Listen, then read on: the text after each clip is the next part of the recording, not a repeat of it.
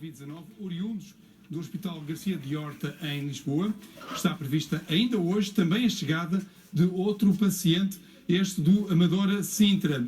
O Centro Hospitalar de São João disse continuar a manter abertura e total solidariedade para receber doentes de hospitais do país que enfrentam uma situação de complexidade elevada, nomeadamente da região de Lisboa e Val do Tejo.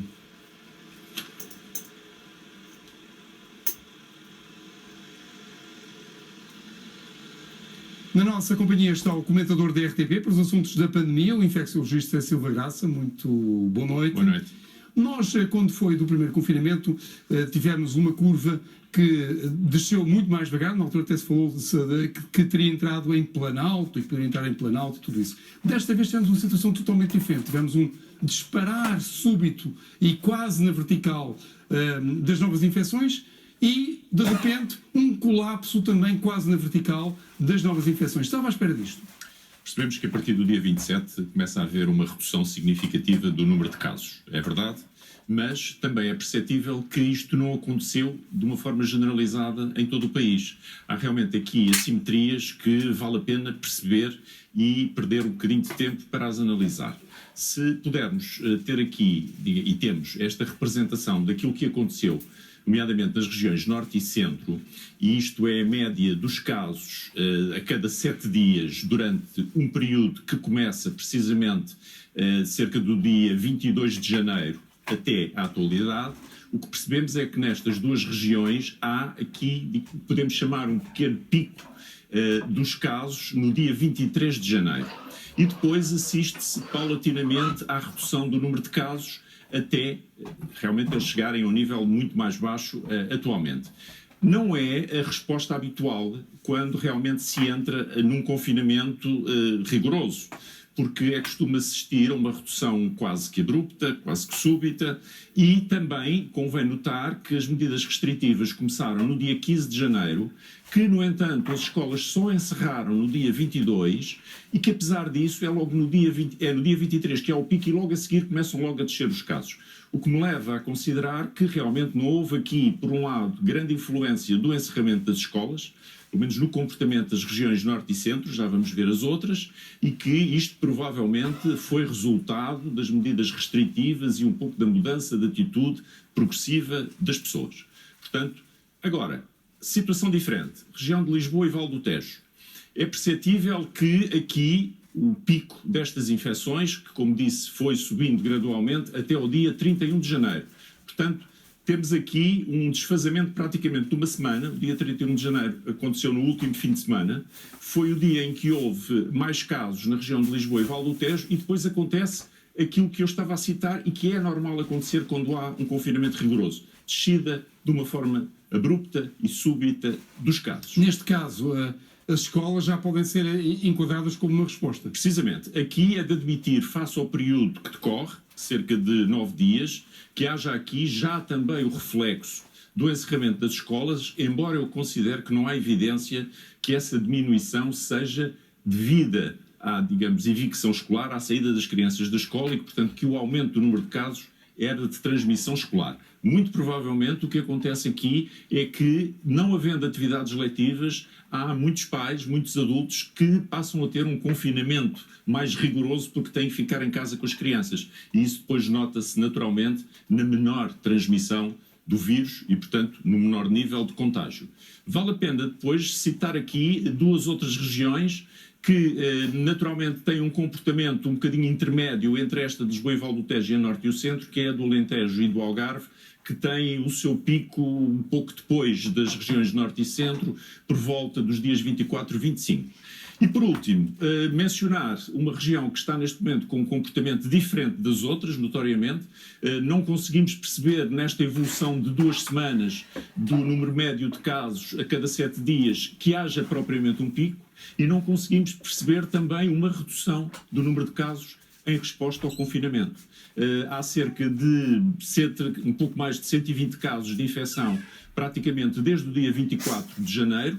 Não há evidência de redução, conforme se vê ali naquele extremo, pelo contrário, até há uma ligeira subida nos últimos dias e, naturalmente, que se questiona se isto estará relacionado eventualmente com a variante B117, oriunda do Reino Unido, que possa estar a ser responsável por esta situação localizada à região da Madeira. Tudo isto teve um grande impacto nos hospitais, que sofreram uma grande pressão, como sabemos. Agora os números estão a diminuir. Qual é a área que considera mais sensível, mais preocupante neste momento? Não temos dúvida que a área dos cuidados intensivos é primordial, portanto, para darmos assistência aos doentes que estão com Covid-19. Percebemos que existe uma procura grande. Desde o início de janeiro está aqui representado o número de internamentos em unidades de cuidados intensivos a cada 2 dias. Há 2 dias até o valor ultrapassou os 900, foram 904 internamentos, ali entre aqueles 2 últimos dias. Há, como vemos aqui, um crescimento progressivo. Percebemos que há uma necessidade neste momento manifesta de tratar muitos destes doentes em cuidados intensivos, mas também existe uma outra preocupação, é que há muitos outros doentes que precisam destes cuidados e não têm.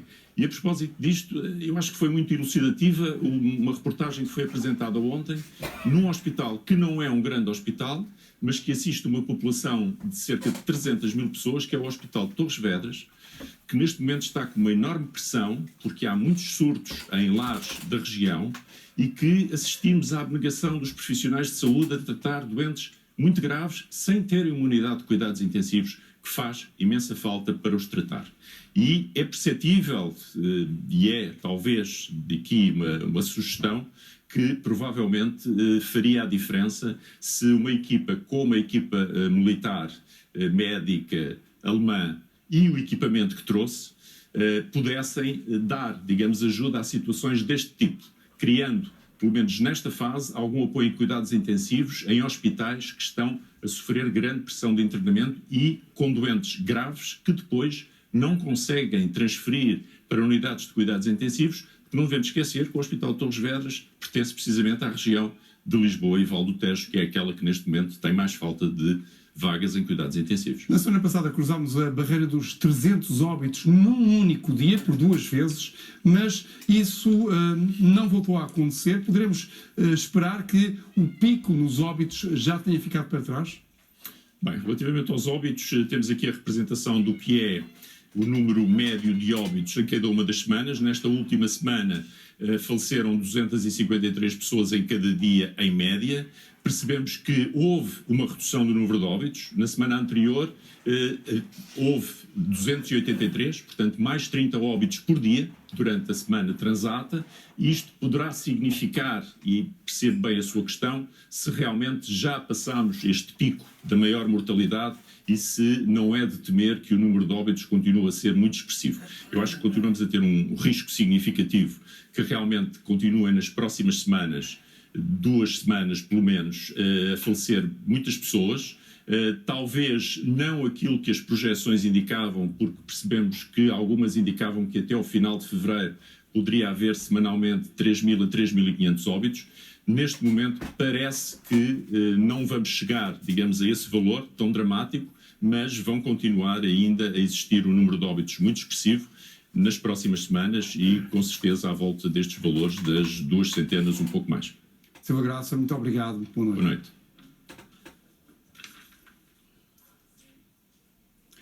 O regresso das aulas à distância revela grandes atrasos do programa digital do Governo. O Ministro prometeu em abril um computador para cada aluno, mas 9 meses depois isso não vai acontecer. O Governo alega dificuldades de fornecimento e as regras dos dinheiros de Bruxelas.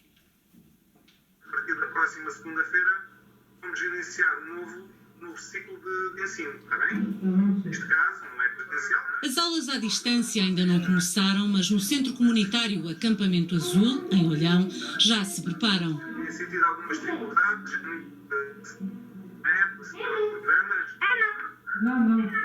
João Paulo está entusiasmado com os portáteis. O computador é mais melhor, trabalhamos, falamos com os professores, assim é melhor. Então tu o ano passado não tiveste computador? Não. Eu acho fixe. E eu queria continuar a lá da escola. Queres voltar para a escola? Sim. Porquê? É de brincar, de escrever, de fazer trabalhos. Nicole frequenta o 9º ano no mesmo agrupamento. Tenho dado muito jeito para os trabalhos da escola. E agora, como é que encaras o voltar outra vez ao confinamento e às aulas online? Vai ser um pouco complicado ao início, mas espero-me habituar.